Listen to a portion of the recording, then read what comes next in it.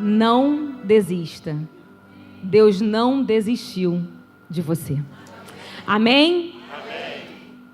Você é a escolha de Deus. Você não foi uma decisão errada dos seus pais. Você veio no momento certo para essa geração. Entenda que assim como nós, pais, nós podemos ter 10 filhos, eu tenho 3. Para todos eles, eu tenho projetos tão grandiosos para a vida deles. Eu acredito tanto que eles vão ser homens, que eles vão ser meninos, que vão marcar de uma forma tão sobrenatural essa geração. Onde quer que Deus os colocar, vai ter uma graça sobre eles. Você imagina o nosso Deus, que é um Pai perfeito. Então eu não sei como você começou 2020, às vezes a gente tem tanta expectativa no final do ano, né? E assim é a vida do ser humano. Tem momentos que a gente se frustra, tem momentos que a gente tem esperança, mas o que eu quero deixar para você essa noite, e a minha palavra é em cima disso: não desista. Você pode abrir em Jeremias 29, 11, a palavra de Deus diz que eu é que sei que pensamentos tenho a vosso respeito, diz o Senhor da sua vida. Pensamentos de paz e não de mal, para vos dar o fim que desejais. Não importa o momento que você está passando, Ele tem pensamentos de paz. Ele tem pensamentos de prosperidade. Tem uma versão que fala pensamentos que te fazem prosperar. E a prosperidade é quando você tem a plenitude de Deus em todas as áreas da tua vida. Esse é o Deus que tem pensamentos de vitória para você. Eu não sei como você tem se comportado diante de algumas dificuldades, diante da sua caminhada e na caminhada com Jesus. Um dia a gente está bem, esperançoso. Outro dia parece que as coisas não estão acontecendo da mesma forma, da forma que a gente quer. Mas como a gente responde para Deus nesses momentos? Isso me faz lembrar exatamente a passagem do paralítico do tanque de Betesda. Havia 38 anos naquele estado. De repente você está com uma paralisia espiritual, uma paralisia nas suas emoções, mas a paralisia dele era física. E essa passagem me chamou muita atenção, veio à minha memória ontem. E eu imagino o quanto esse homem, olhando, se deparando com aquele estado dele todos os dias, ele teve momentos de altos e baixos. Ele teve momentos que ele acreditava em que a vida dele ia mudar, que ele ia entrar naquela água e que a vida dele ia começar a seguir. Eu imagino que aquele homem passou alguns momentos sonhando numa nova posição de vida, não mais dependendo dos outros para se locomover. Eu fico imaginando também que chegou momentos que algumas pessoas conseguiam entrar na água e pelo fato dele não conseguir, ele deve ter desistido de sonhar por algum tempo. Aquele homem, ele deve ter tido alguém para levá-lo àquele lugar. Mas ele não conseguia entrar exatamente dentro daquele tanque. E provavelmente se ele tivesse algum amigo naquela altura, nesse momento aqui, eles já tinham desistido de estar com ele. Porque ele estava sozinho. Que Deus coloque pessoas do teu lado, que você pode até desistir, mas que Ele não desista da tua vida por você. E aquele homem tem um encontro com Jesus. E diante de Jesus, Jesus pergunta: o que queres que eu te faça? E ele fala: Senhor, não tem ninguém para me descer as águas. Olha a resposta daquele homem diante da pergunta daquele que era a própria resposta que ele precisava. E ele responde justificando, questionando que a situação dele ainda estava naquele momento, daquela forma, porque não tinha ninguém que o descesse às águas. E assim é a nossa vida. Muitas vezes a gente fica assim: Senhor, mas se eu fosse promovida no meu trabalho, mas se eu tivesse uma oportunidade na igreja, não é assim que a gente fala para Deus? Mas se eu tivesse um marido melhor, Mas se eu tivesse uma outra casa, a gente vai justificando, dependendo da resposta que você dá para Deus. É o tempo que te leva até a sua vitória. Aquele homem só precisava falar: Senhor, a única coisa que eu quero é que o Senhor mude a minha história. Jesus estava diante dele, e quantas vezes Jesus está na nossa frente e a gente não entende o que Jesus está falando para a gente, e a gente fica colocando desculpas e retardando o nosso milagre.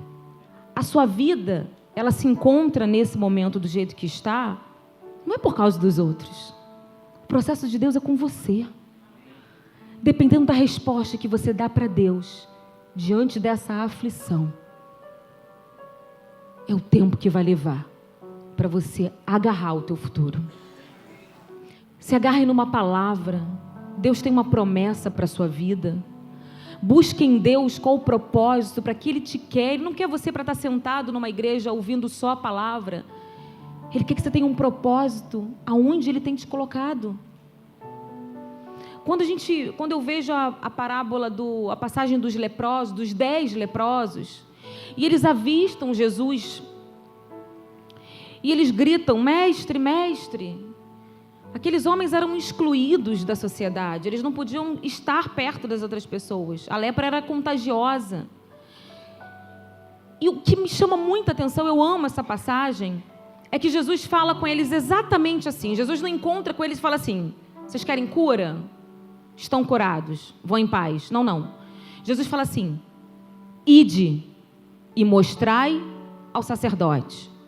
Porque mostrar ao sacerdote na época, o sacerdote que certificava realmente, que dava a palavra final se aquelas pessoas estavam curadas ou não da lepra, e assim elas poderiam viver em sociedade, mas elas ainda ficavam um tempo. Então isso não acontecia em um dia, em 2 dias. Isso acontecia por volta de uns 6 dias, até eles verem que realmente a lepra tinha ido embora, eles já estavam curados. Então, o que me chama a atenção nesse texto é que ide e mostrai aos sacerdotes. Aqueles homens não foram curados imediatamente na presença de Jesus, mas eles se agarraram em uma palavra: vai, pode ir. Vai para mostrar aos sacerdotes que vocês já estão curados, ou seja, vai, porque vocês já estão curados. Eu fico imaginando aqueles homens no caminho, falando: mas nós ainda estamos com lepra. Mas eu também imagino outros falando: nossa, mas eu estou me sentindo até melhor, eu acho até que a minha lepra está subindo. Porque você precisa, não que a sua história seja mudada hoje, mas você precisa se agarrar apenas em uma palavra. É a força de Deus que te move. E aqueles homens continuaram caminhando e um voltou. Um voltou para agradecer, ele viu que ele tinha sido curado no caminho, eles se agarraram naquela palavra crendo que eles só precisavam continuar a caminhada. O que o Espírito Santo Deus quer nos revelar essa noite, que as coisas não estão do seu jeito ainda. Ide, continue a caminhada. A cura vem na caminhada. A cura vem no processo. O processo é o ingrediente perfeito de Deus para você tocar no teu futuro. O processo é o tempo de Deus, onde Ele te desenvolve. Quando você olha para Jesus, Ele estava em Cesareia de Filipe, e Ele fala assim: o que eles dizem? Quem eles dizem que eu sou? Ele estava com alguns discípulos, e eles falaram: Senhor, eles dizem que você é profeta, é Elias, é João Batista, é um profeta. E Ele fala: e para vocês? Quem dizes que eu sou? Quem vocês acreditam que sou eu? E Pedro imediatamente falou: Senhor, Tu és Cristo, o Filho do Deus vivo. E Jesus fala: Pedro, Pedro, foi o próprio Pai que te revelou.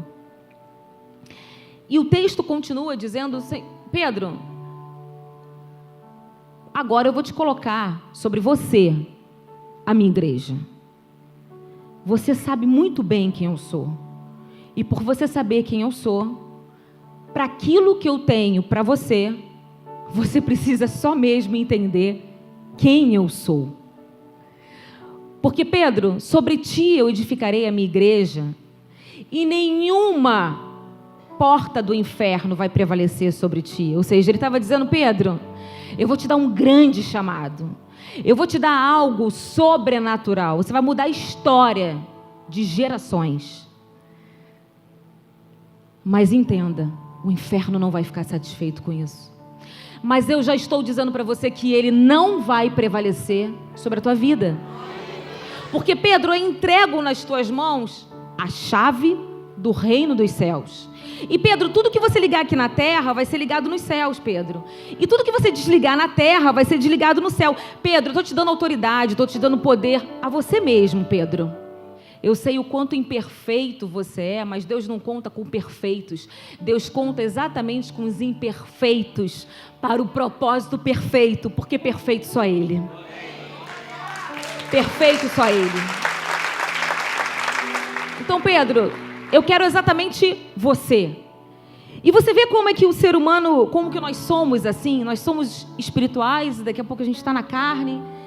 E no mesmo texto, Jesus começa a relatar tudo o que aconteceria com ele. Que ele ia ser pego, ia ser morto, depois ele ia ressuscitar. E Pedro não aceita aquilo, repreende Jesus. E Jesus fala: aparta-vos de mim, Satanás. Pedro, que era a boca de Deus, começou a ser boca de Satanás. Por que a gente oscila assim? E mesmo assim, Jesus acreditou nele. Porque Jesus não acredita em você porque você vai fazer tudo certinho. Quando Deus chamou grandes homens da Bíblia para grandes missões, missões que marcaram a história de gerações e continuam marcando a nossa vida, Ele não escolheu aqueles que eram escolhidos, Ele escolheu aquele que não era escolha de ninguém. Ele sabia que todos esses homens eles iriam errar. Mas sabe o que me mostra, o que a Bíblia ela começa a nos mostrar? Que não é o que você faz, é como você faz. Porque se não fosse assim, Davi não seria o homem, o queridinho de Deus, né? O homem segundo o coração de Deus. Porque Davi errou, e errou muito, mas o que Davi fazia? O que Davi fazia depois que pecava? Como você se comporta depois que você erra diante de Deus? É isso que mostra o teu coração. Eu vejo a característica desses homens como homens obedientes. Homens que passaram por momentos muito difíceis, e quando a gente olha a história, a gente já olha o final também, né? A gente percorre por toda a história. Então, é muito interessante quem não quer viver. Mas quando você está lá no início, e você não conhece o final, quando a promessa que tem para você não revela o seu estado atual, quem grita? A boca de Deus ou a tua carne, as tuas emoções? Eu quero falar de José. José foi um homem com uma sabedoria sobrenatural. Um homem com um conhecimento extraordinário, um homem que era diferente, um homem que tinha graça de Deus. José, ele teve um sonho. Deus deu um sonho a ele. E nesses dois sonhos, mostraria que ele ia ser alguém muito grande, que ele iria reinar. E quando ele conta esses sonhos para os seus irmãos, desperta o ódio, desperta a inveja, desperta a rejeição. Para você entender, você pode abrir comigo em Gênesis 37, eu vou ler o versículo 3. Ora, Israel amava mais a José que a todos os seus filhos, porque era filho da sua velhice, e fez-lhe uma túnica talar de mangas compridas. Vendo, pois, seus irmãos que o pai o amava mais que todos os outros filhos, odiaram-no e já não lhe podiam falar pacificamente. Eles tinham ódio de José. Mais embaixo, no versículo 23, logo que chegou José a seus irmãos, despiram-no da túnica, a túnica talar de mangas compridas que trazia, e tomando, o lançaram na cisterna vazia, sem água. José era o queridinho do seu pai. José tinha graça. José, como ele tinha uma sabedoria e tinha um conhecimento do céu sobrenatural, eu imagino que José, tudo que ele fazia, chamava atenção. E isso também despertou o ódio dos seus irmãos. E os seus irmãos, a primeira coisa que eles fizeram, eles arrancaram a túnica de José. Quando eles tiveram a oportunidade, jogaram dentro de um poço sem água. Muitas vezes na nossa caminhada, a gente perde muitas coisas. Arrancaram a capa de José, mas a capa não definia quem era José. O que nos define não é o que nós carregamos, não é aquilo que nós temos, não é a nossa posição aos olhos naturais, mas o que nos define é quem somos diante de Deus. A ausência da capa não ia impedir de José chegar aonde Deus queria que ele chegasse. Podem arrancar tudo seu, só não pode arrancar a tua intimidade com Deus. Você pode perder muitas coisas nessa vida. E quantas pessoas passam por momentos dificílimos de perder pessoas queridas, de perder dinheiro, perder posição, mas tudo isso não se compara ao que Deus pode fazer na tua vida. O que você não pode perder não é aquilo que você carrega, mas o teu relacionamento com Deus. E a primeira coisa que aqueles homens fizeram, a primeira oportunidade é jogar José dentro de um poço. E isso fazia parte do processo de Deus na vida dele. José poderia estar dentro daquele poço e falar assim: Senhor, só me resta agora morrer. Algum animal à noite vai vir e vai me comer. Mas espera aí, Senhor, o Senhor me deu sonhos. O Senhor me deu projetos, visões. O Senhor me mostrou o que o Senhor queria de mim. Aonde poderia me levar. Me mostrou que eu seria grande. Que o Senhor tinha um propósito para mim. O poço não é o lugar do nosso fim, mas é o lugar onde a gente desenvolve, principalmente a habilidade de ouvir Deus. Porque num poço não tem barulho. E o barulho, por mínimo que seja, ele fica tão audível, porque ali é um lugar solitário, é um lugar que está somente você ali, é um lugar escuro. E sabe o que isso faz me lembrar? O útero. O útero é um lugar solitário, onde está apenas o bebê. É um lugar escuro, é um lugar que não tem barulho, ou seja, o barulho que tem, ele se torna tão audível, você começa a ouvir o batimento da sua mãe ali dentro. O poço é um lugar onde você ouve as batidas do coração de Deus. O poço, para José, ele era o lugar em que ele tinha que abafar o grito da rejeição para buscar apenas a voz de Deus. Não dá para você deixar de estar no poço para desenvolver relacionamento com Deus. É no poço que você identifica perfeitamente a voz de Deus. É no poço onde toda a dor da rejeição, do ódio dos irmãos dele, do esquecimento, do abandono, Deus estaria tratando ali na vida de José. A rejeição, ela é um termômetro que vai medir exatamente a sua capacidade de governar, de liderar no próximo nível com sucesso. José não podia carregar aquela dor da rejeição, e tantas dores a gente carrega, tantos traumas. Tem pessoas que já têm uma idade avançada e ainda assim carregam dores de uma traição, de uma separação dos pais. Eu conheço pessoas assim.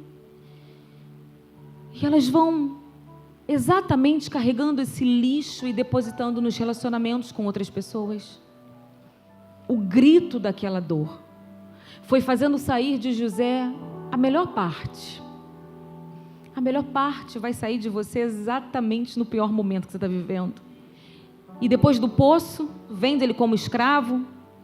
Mas entenda, não foi o fato dele ter perdido a túnica dele, de ter sido arrancada a túnica dele, que impediria dele chegar onde Deus queria. Porque a posição que ele estava como escravo não poderia definir quem ele era para Deus. E ele era o escolhido para aquela geração. Ele era escolhido para mudar a história de muitas pessoas. Entenda que quando Deus alcança você, Ele não te alcança apenas por um propósito de te abençoar, de mudar a tua vida. Não, não. Deus é muito mais do que os nossos olhos conseguem alcançar e os nossos pensamentos conseguem imaginar. Deus, Ele quer mudar a história de outras pessoas através de você. Quando você entende o que é importante para Deus e cuida daquilo que é importante para Ele, os holofotes de Deus sempre estarão sobre você. Pode até ser que os holofotes humanos não estejam voltados para você, você não seja a promessa de ninguém. Mas quando você faz aquilo que é importante para o seu pai, e Davi estava fazendo aquilo que era importante para o pai dele, cuidando dos animais do seu pai. O que você precisa seguir é o padrão do céu. O padrão do céu é o que você tem que se espelhar. É nele que você tem que se espelhar. É aquilo que Deus busca de você. Não fique procurando nos outros aquilo que você tem que ser. Busque em Deus. Deus quer exatamente você desse jeito. E José também chega no palácio. Ele foi vendido como escravo. E ele chega no palácio. E eu vou resumir a história. A esposa de Potifar se interessa, se encanta com ele e arma uma para ele, conta uma mentira a respeito dele, para o seu marido. E José, quando tudo parecia que ia melhorar, parece que muitas vezes a gente volta a estaca zero. E José vai para a prisão. Para a prisão. Se torna um prisioneiro, porque foi caluniado, porque mentiram a respeito dele. Quando ele chegou lá, ele se tornou líder, ele caiu nas graças do carcereiro. E o carcereiro colocou ele para governar, para liderar toda a prisão, todos aqueles homens. Sabe o que eu vejo sobre isso? Que não há desculpa para você exercer o seu chamado, não há desculpa para você fazer a vontade de Deus, não há desculpa. Você não precisa de um microfone para falar a palavra de Deus. Você tem um telefone? Manda mensagem de Deus para aquela pessoa que está precisando ouvir. Liga para a tua vizinha, liga para alguém que você sabe que precisa ouvir uma palavra e ora por ela. Paulo, na prisão. Paulo, quando foi preso, ele não impediu que a prisão o paralisasse. Ele não impediu que a prisão roubasse quem ele era, mudasse a sua identidade. Paulo falou assim, não, peraí, eu estou preso? Não é uma prisão que vai me paralisar. Porque, afinal de contas, eu sou prisioneiro de Cristo. Eu sou prisioneiro do teu amor. E Paulo só precisou de uma caneta, de um papel, e começou a escrever as cartas. Começou a discipular, começou a evangelizar, começou a escrever sobre Jesus. O que você precisa está dentro de você. Não fica arranjando desculpa, Senhor, mas se eu tivesse uma oportunidade, Senhor, mas se eu tivesse um cargo. Não, você não precisa. Começa pregando para a tua família. Comece você sendo a Bíblia que as pessoas ainda não leram. Comece você a se espelhando no padrão do céu e pedindo para Deus transformar o teu caráter. Porque muito mais do que você fazer alguma coisa, primeiro você tem que ser. Esses homens só viveram um propósito porque primeiro eles eram obedientes a Deus. Não é o que você tem, é o que você carrega. Não é o que você vive hoje, é o que você acredita aonde Deus vai te levar. Não aborte os planos que Deus tem para a tua vida. Senhor, eu quero viver os processos. Glória a Deus. Não aborte. Deus está com você em cada lágrima que você tem derramado. Por incrível que pareça, Ele precisa de um piscar, de uma palavra para mudar a tua história. Mas por que não muda? Porque Ele muda coisas através da palavra, mas Ele transforma você através do processo. Quando Ele criou o mundo, haja luz, houve luz, haja plantas, houve plantas, haja mar, houve mar. Mas quando Ele criou o homem, Ele não falou haja, Ele formou. houve um processo. Com você precisa haver um processo. Um processo que te desenvolve para te levar ao projeto dele. É o processo que te prepara. A fé, ela não te leva a viver o projeto de Deus. A fé, ela te sustenta na caminhada. O que te leva a viver o projeto de Deus é obedecer. As forças e a certeza de que Deus está com você. É quando você sai de todo esse processo de dor fortalecido e falando que todas as coisas ainda assim cooperam para o bem daqueles que amam a Deus. Havia uma promessa. Como havia uma promessa também para Davi, ele foi ungido, mas ele só foi tomar posse anos depois. Davi foi ungido ainda menino, ainda moço. Mas é entre a unção e a função existe um caminho. Entre a unção e o propósito existe um caminho. Entre a promessa que Deus tem para você e você tocar na promessa, existe um tempo. Mas o que me chama muita atenção, e José foi um homem incrível, que marcou a história daquele povo, é que por nenhum momento você vê José desistindo. Você vê José parando no caminho e querendo voltar nas amarguras, nas dores daquilo que fizeram para ele. E depois de um tempo, muito tempo esquecido na prisão, o copeiro lembrou que aquele homem, José, que estava na prisão, interpretava sonhos. Então ele foi chamado. E aí chegou o momento da honra. Chegou o momento em que José realmente viveu a honra diante dos homens. Vai chegar um momento que Deus vai te honrar. Vai chegar um momento que Deus vai colocar um anel de honra no teu dedo.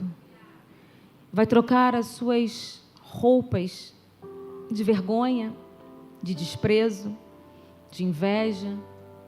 Vai colocar um colar em você, como José foi honrado. Vai chegar um tempo em que Deus vai tirar a foto do melhor ângulo da tua história, que é no palácio, sendo honrado. E vai colocar em evidência. Sabe para quê? Para que o nome dele seja exaltado. Para que todos vejam que você não é somente abençoado por Deus, mas você é bênção na vida de outras pessoas.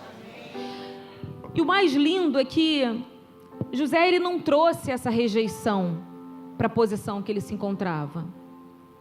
Tanto é que, olha que coisa mais linda. José fala assim para os seus irmãos, no capítulo 45, versículo 5. Agora, pois, não vos entristeçais, nem vos irriteis contra vós mesmos, porque me haverdes vendido para aqui. Ou seja, não fica triste, não fica irritado, porque vocês me venderam para o palácio. Porque para a conservação da vida, Deus me enviou adiante de vós. Que nobreza esse homem. Assim, não foste vós que me enviaste para cá, e sim Deus, que me pôs por pai de Faraó, e senhor de toda a sua casa, e como governador em toda a terra do Egito. José não tinha mágoa dos seus irmãos naquele momento. A rejeição, ela tem grito de dor. O abandono, ele tem som. E é um grito muito alto.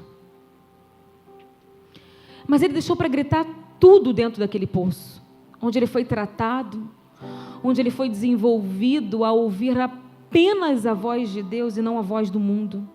Eu tenho certeza que José, depois disso, ele também veio a passar por momentos difíceis, de desprezo por outras pessoas, de inveja. Afinal, ele era um homem de destaque, mas nada do que ele passou depois do poço, da prisão, faziam gritar a sua alma mais, porque ele já havia sido curado. E ele entendeu que quando a voz de Deus é o que você busca, ela sempre vai abafar a voz do mundo na sua vida. Ela vai sempre abafar a voz de dores, a voz de calúnia, de mentira a teu respeito. Porque o que importa o que os outros achem a meu respeito, se eu sei aquilo que Deus sabe a meu respeito. A vida com Deus é uma vida em que você, não é que você está livre dos momentos difíceis, mas é uma vida que você começa a entender quem é você na caminhada. Você começa a entender que as coisas não podem mais te transformar ou te mudar, porque você já sabe quem você é em Deus. Você não é um camaleão que você muda de cor dependendo do lugar que você está. As suas emoções, elas não podem variar dependendo da circunstância que você vive. Não, não, não. Renovai a tua mente para que você viva o melhor que está em Deus para você.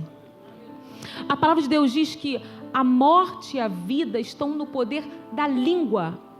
Aquele que bem utiliza, come do seu fruto, ou seja, a palavra tem vida.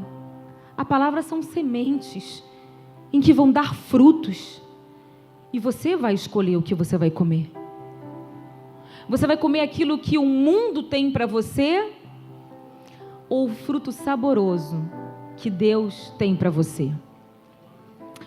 Quando José ele foi pai de 2 meninos, e o primeiro chamou Manassés, que significa Deus me fez esquecer de tudo que eu passei, de todo o meu trabalho, de tudo que eu passei na casa do meu pai, de toda a minha dor. E o segundo filho chamou Efraim, o Deus que me fez crescer. A ordem não pode ser invertida. Você só cresce em Deus quando você esquece as impressões digitais que o mundo colocou em você. E você troca essas vestes e fala: Senhor, a única impressão que me define são as marcas de Cristo em mim. As dores, as marcas na carne, as perseguições, a prisão, as calúnias, nada disso paralisou Paulo. Sabe por quê? Porque ele sabia que quem sustentava ele era Cristo, não era mais ninguém. Quem tem que sustentar na caminhada não são as lembranças que você tem do teu passado, dos seus relacionamentos, não são as lembranças que hoje você tem vivido, não, não, não. Esquecer para crescer. Crescer em Deus é tudo que você tem que buscar. Mas eu estou tanto tempo na igreja, isso não quer dizer crescimento algum. O que faz você crescer, o que faz uma árvore crescer, é o tanto que ela está, que as suas raízes estão profundas na terra. O que faz você crescer é o quanto íntimo você está de Jesus. Que o Senhor essa noite possa trazer ao teu coração o quanto Ele te ama, o quanto ainda Ele tem promessas para você. Sabe quem está chamando você? Vem, filho, continue andando. É Deus. Quando meu filho Davi, todos eles começaram a andar, eu ficava assim: vem, filho, vem como mãe, vem como mãe, vem, vem, você está andando. Sabe essa alegria? Vem, você já está andando, você vai conseguir. É assim que Deus fica. Vem, filha, só mais um pouco.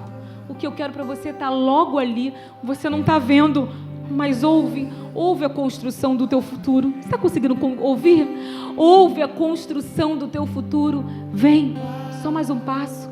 Continua firme na caminhada. Sabe por quê? As pessoas podem até te decepcionar. Eu acredito que algumas pessoas até decepcionaram aquele homem paralítico no tanque de Betesda. Eu acredito que algumas pessoas até decepcionaram muito Davi na caminhada, José e grandes homens. Mas sabe os fez caminhar foi porque a maior pessoa que eles acreditavam era em Deus, era em Jesus. Quando você sabe quem é Deus na tua vida, quando você acredita nele, pouco importa o que as pessoas falam a teu respeito e fazem com você. Pouco importa. É por isso que esses grandes homens, por isso que eles se tornaram grandes. Porque na verdade eles não eram a promessa daquela geração. Mas é porque eles acreditavam que Deus estaria com eles até o final. Se joga nessa caminhada, como uma criança que vai para os braços do Pai.